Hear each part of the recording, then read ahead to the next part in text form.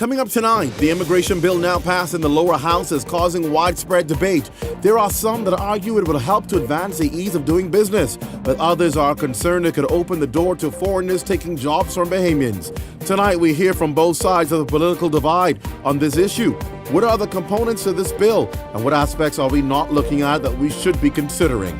Beyond the Headline starts now.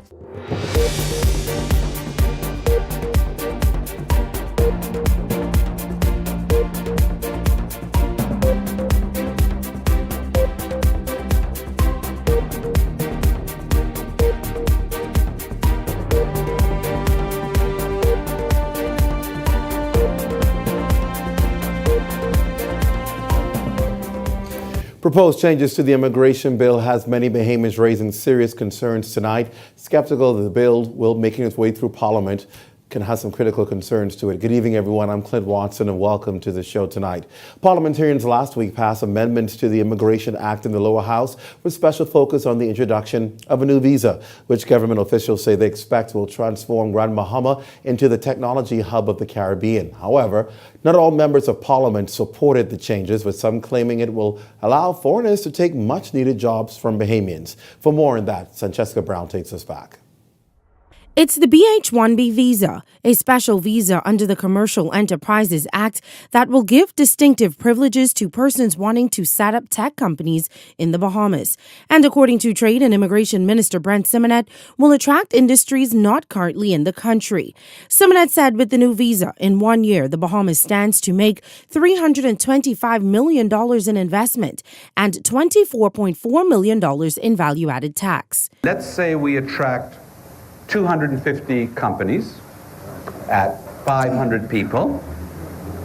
Alone, that would result in $10 million approximately in immigration fees for the predominant work permit holder, and some $2.5 million for the spouse and or children. It will mean some $430 million in salaries which will be generated in the Bahamas. The bill also proposes to create a trusted traveler program for professionals who Simonet claimed are hassled by immigration officers because they do not have short-term work permits. The head of an airline for the Caribbean came to one of our islands to talk about increasing the airlift for that airline to Grand Bahama. The immigration officer, because there was no policy legislated, told him he needed a work permit. He said, give me my passport, let me get back on my plane, and I went back to Miami, and you see what happens. No extra. No extra. But not every government member is on board. Pine Ridge MB Frederick McAlpine said there is a growing fear that foreigners will come in and take Bahamian jobs. Everybody's running from globalization, but we're feeling that we're doing it at the expense of losing Bahamianization, or Bahamians are becoming extinct in their own country. And so we hear what you're saying, but we're trying to find the balance, because a lot of people feel at the end of the day they are being shoved out, and Bahamians feel like they're being pushed aside. However, Foreign Affairs Minister Darren Henfield said he has never heard those concerns. But that stuff I don't hear in the circles that I move in. I hear Bahamians being inspired about the economy under the Minister administration. That's what I hear about. Simonet said because the country relies so heavily on foreign direct investment, foreigners will always get jobs. However, he said Bahamians will benefit. Whilst we have to and do introduce non-Bahamian workers, we do see as a result a trickle-down effect in most industries, in a lot of industries that have created a better Bahamas. Sancheska Brown, Eyewitness News. Now we can tell you the bill has not yet passed within the Senate. It's actually not even been debated in the Senate just as yet. Now, Rights Bahamas legal director and human activist Fred Smith, QC, is supporting the amendment to the bill. In a statement this evening, Smith says, and I'll read it for you, it's time that the Bahamas grew up. If we want to be a big player like Singapore on the world stage, and if we want to be the first world category, then we need to embrace immigration for investment and development purposes. For far too long, the amazing potential of the Bahamas has been choked by oppressive, repressive, discriminatory, and abusive immigration policies. I support the government 100% in this initiative. In fact, I don't think the government is going far enough. It should amend the Commercial Enterprises Act to insert the Hawksbill Creek Agreement as a category in addition to Tech Hub industry promotion initiatives, as Freeport was designed to be a cradle of innovation for the benefit of the entire country. It was short-sighted, abusive immigration policies that stifled Freeport in 1969 and the Magic City. The goose that was laying the golden egg nearly died. As the government is now seriously promoting Grand Bahama as a tech hub once again, the CEA needs to apply to all licensees of Freeport. This would resurrect the economy of Grand Bahama and by extension the whole country. If the Bahamas wants to be in the big boys club, we need to stop shooting ourselves in the foot with these closed-minded and fearful protectionist policies and liberalize immigration dramatically, especially in Freeport, which the government could use as an experiment. Attracting the best and the brightest to our shores will create amazing transfers of cutting-edge skills to our people and lead to an explosion of economic activity which would benefit all Bahamians. Ironically, we bring 5 million people here a year, yet we make it almost impossible for them to come back to invest with all the red tape and especially immigration hurdles. If we want to grow, we have to roll out the red carpet and roll up the red tape. That's from Fred Smith, QC. My guest tonight, please welcome. He is, of course, indeed the Deputy Speaker of the House of Assembly, Member of Parliament for Tall Pines, Mr. Don Saunders, and of course, Vice Chairman of the Progressive Liberal Party, Mr. Obi Roberts. Gentlemen, welcome to the show. Thank you for being here. Thank you very much for having us. Thank you very much for having us, Clint. I want to jump right into this bill because obviously we can hear mixed reactions from Bahamians regarding this. I'm gonna start right where we left off with this statement from Fred Smith. He says it's time to roll out the red carpet and roll up the red tape. True statement regarding immigration or not? I think Fred Smith is on point. During my debate, one of the things I spoke at great length to was the fact that if the Bahamas is to continue to develop as a financial service leader in the world, if the Bahamas is to continue to develop as a country that's leading the Caribbean economically, the Bahamas is to move forward so that all Bahamians and other industries could experience a true sense of professionalism, a true sense of being a part of the global world, then we have to look at how we redress our immigration policies. Now, our position in the FNM is one that we do value the importance of protecting Bahamian jobs for Bahamians. We do value the fact that we have to be very jealous of our borders, very jealous of persons who come in our country, particularly for employment reasons. And we are very cognizant of the fact that Bahamians, even as a politician, just to discuss and talk about immigration we know how Bahamians feel. Mm-hmm. So it's a challenge. But as an elected member of Parliament, I think the people of Tall Pines expect for me to make some decisions that might not be popular. But I think this particular bill, as Fred Smith thinks, is a step in the right direction. It creates opportunities for Grand Bahama and other economic zones because the Commercial Enterprises Act, you would note that these amendments really came in place to address and to marry certain aspects of the Commercial Enterprise Bill, in the sense that those industries that were scheduled, all of them are industries that are not in existence in the Bahamas or not at the level that they should be. Mm-hmm. But it targets those new industries, and we want new persons to come in to be able to develop these industries. If we don't have the professionals in the Bahamas to develop these new industries, then how are these industries to grow? And so these amendments and these permits, these visa permits, permits and visas and the permit is intended to address employees and their spouses and children as they come in the country with limitations, with strict limitations. And the idea is to be very, very strong in policing those visa requirements, making sure that immigration officers are up to speed, making sure that the Department of Immigration is up to speed, making sure that those persons, the companies that come in, they understand clearly what are the parameters of those visa requirements.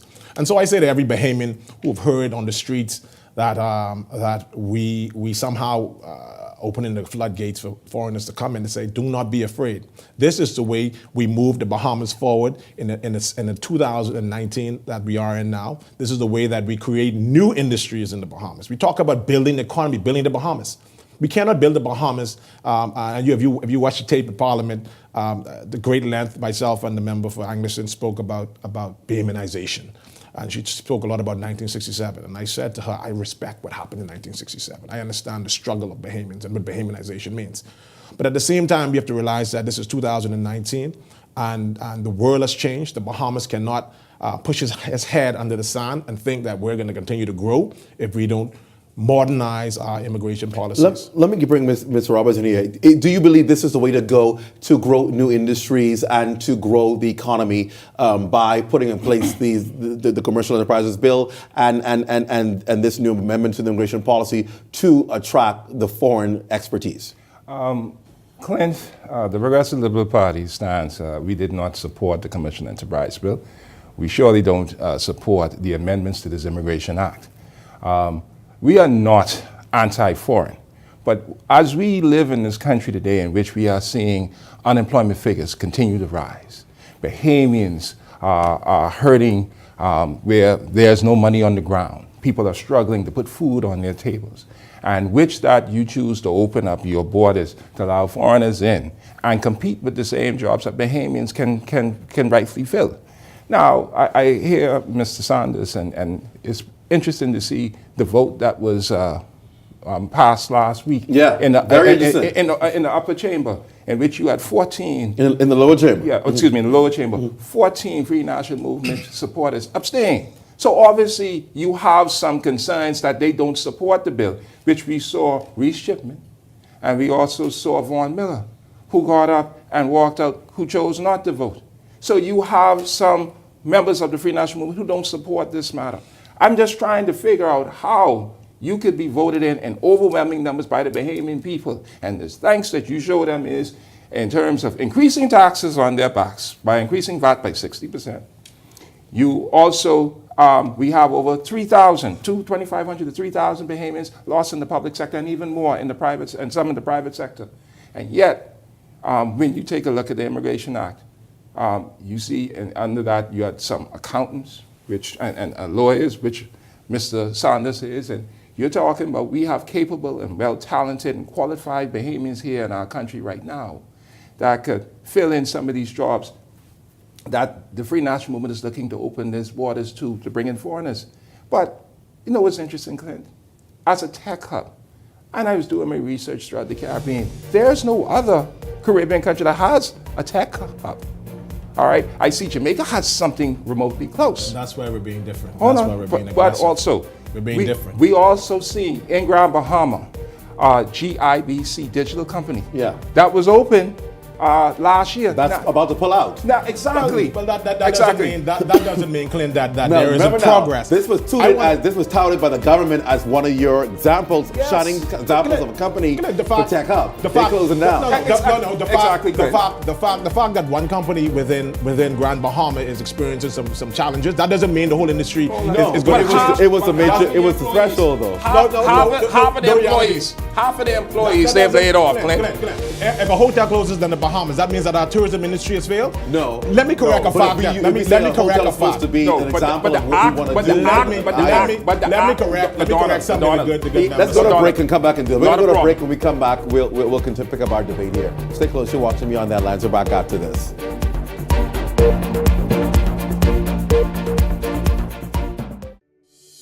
Hello, I'm Gershon Major, CEO of the Bahamas Gaming Operators Association. Are you or a loved one suffering from a gambling addiction? Do you find yourself more often than not having to choose between your daily expenses and this form of entertainment? If you've answered yes to these questions, we're here to help.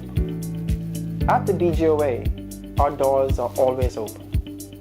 There are several mechanisms in place to protect you as a player as part of our industry's responsible gaming program. If you find yourself or someone you know slipping through the cracks, please come in and visit us at number 41 Top of the Hill Mackey Street for an assessment, immediate assistance, or professional intervention at no cost to you. Remember, it's only a game, so please do so responsibly. For more information, please contact us at 603-2083. Visit our website at bgoabahamas.com or call our hotline at 808-9509.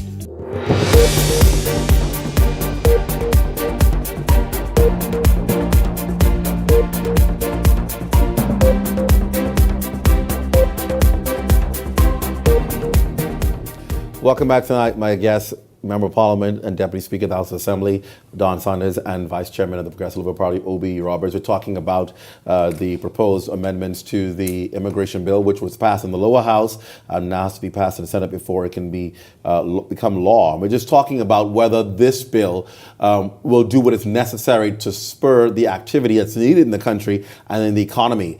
And we started going into the break talking about Grand Bahama and really GBIC and what it was touted by the government as to be an example of technology and making Grand Bahama a technology hub. And that company is about to close down because it didn't do well at all. So our concern is, well, what caused it to close down? There may be a number of factors. It doesn't mean that you can't become a tech hub. I agree with you in that aspect. Yeah. But then my concern, though, is what should we look closer at what the factors were that caused it to close? And perhaps maybe that should be the focus rather than a bill, or if we feel the bill is something that's not going to... Will this bill directly, I think, it should be the question we're asking. Can we know directly that by passing these amendments, it's going to create what we need to do in the Bahamas? Let me say this. Let me repeat what I said. The fact that one of the introductory companies who came in the Grand Bahama may be facing some challenges does not mean that the whole idea of building Grand Bahama as a technological hub will fail. And I use the example of a hotel. I just want to say this, though. There are many different, if you look at the schedule in the commercial enterprise bill, you look at captive insurance, arbitration, wealth management, nanotechnology, aviation registration, maritime trade, and the list goes on. These are industries that are not here in the Bahamas right now. None of these industries. No. I'm talking about. There are going to be specific areas in those industries that don't exist. I'm saying to you now, the fact that a company comes in and may not, and it's only been several months. Let's be fair. It's only been several months. What this bill? Now let's stick with what this bill is addressing. This bill is addressing what needs to be done to make sure that the right human resources come into the country, right? And let me address before we miss this point. The information given by my good friend OB is incorrect. You did not have 14 members of parliament from the FNM abstaining from voting. You had one member of parliament from the FNM abstaining from voting. And they were absent. And several members were absent? Several members were absent for various reasons. We had most of our backbenchers. We had most of our backbenchers present. We had most of our cabinet ministers there. You know, the cabinet in most cases will support the government's position. So that's a fallacy. The reality is that we support this bill. We support the commercial enterprise bill. We support this bill that works in contingent with the commercial enterprise bill. So here's what I want to ask. Let me ask you this question as a member of the government. As a member of the government, one of the things the Prime Minister said even before becoming Prime Minister, the campaign and even after, is one of the things he was doing was he was traveling to various offices in the United States where we had consulates, embassies around the world, and his mandate was to meet with Bahamians to create a database of Bahamians and what their skills were to ensure that he could create jobs for them. Yes. And we Bahamians felt this was a great thing. The Prime Minister is looking to find out what people are training on in other parts of the world, what they're working in other parts of the United States and the world, so that he can attract that ownership here. So I would think that the industries that we would seek to build and attract would be in line with what his first mandate was, to bring Bahamians home. And my question, why are we then looking to build industries and sectors that we can only fill with foreigners when we have so many Bahamians abroad? There are thousands of Bahamians.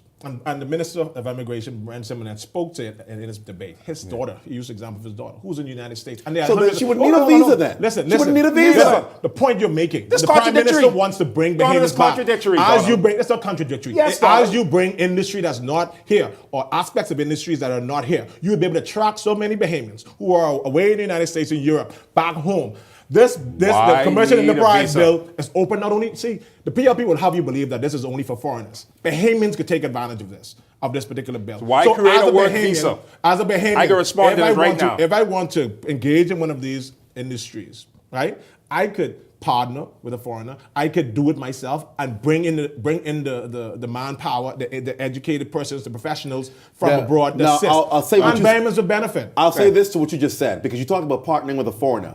And I can't wait to do it now. I can't wait till we do this. We've been doing it in the Bahamas. We've been doing it in the Bahamas from the Kingdom Come. There's I nothing can new. call at least 5 This is nothing Bahamian new. young business people who have partnered with foreign entities and still not gotten contracts or businesses Thank you. from government, or still not been able to Clint. set up their because government. But does that mean circumvents that you? But does that mean you abandon the whole idea No, of building but what I'm industry? saying is we keep What saying are you that, but saying we then? don't act on what we say. Clint. We do. Clint, This is what I'd like to we're respond doing there. with this particular Clint, bill. I'd creating like to new respond there. industry. I'd like to respond to engaging Donald. industry in our country. Donald Bring them in. gave this response in terms of GIBC opening as a commercial enterprise bill. One of the sparkling lights under Dr. Minister's commercial It's enterprise funny bill. that- it's funny. Hold on, It's hold on, funny. Donald. Hold on, Donald. One company in But the Grand point Bahama, is, and he's Clint, basing his whole argument on that what one was their company. business plan that they were able to Please. open up that soon and then close? Obviously, they did not do their homework. But does what that the mean- baby? does that Hold mean on. that the ARC has But- failed? but Does that mean Clint, that this particular but Clint, bill has failed? What they Come on. encountered was some of the problems that is not experienced in Jamaica,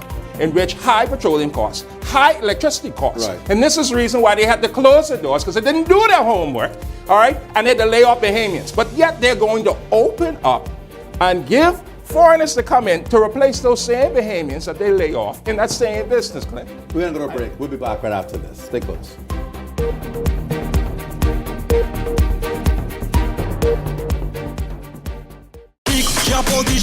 It's 5 events, 3 nights, 1 epic weekend. BTC and Kalik presents the Bahamas Carnival Experience from May 3rd to May 5th at Clifford Park and Arawak KB. Nights 1 and 2. There'll be 2 stages, the main stage and the Kalik Light Foam Pins. For all you revelers who want to stay in the elements of Fete all night, we have an area just for you. And for you concert goers who just want to stay clean and enjoy the show, the main stage is all yours. Access to both areas are included in all ticket prices. So come and enjoy your favorite local soca and dancehall artists like Bunja Garland, Kes the Band, Dexter Daps, Patrice Roberts, and the king of soca himself, Machel Montano. Early bird tickets are only $14 for general and $60 for VIP for Friday and Saturday, and $20 for the Sunday beach party. Don't miss it.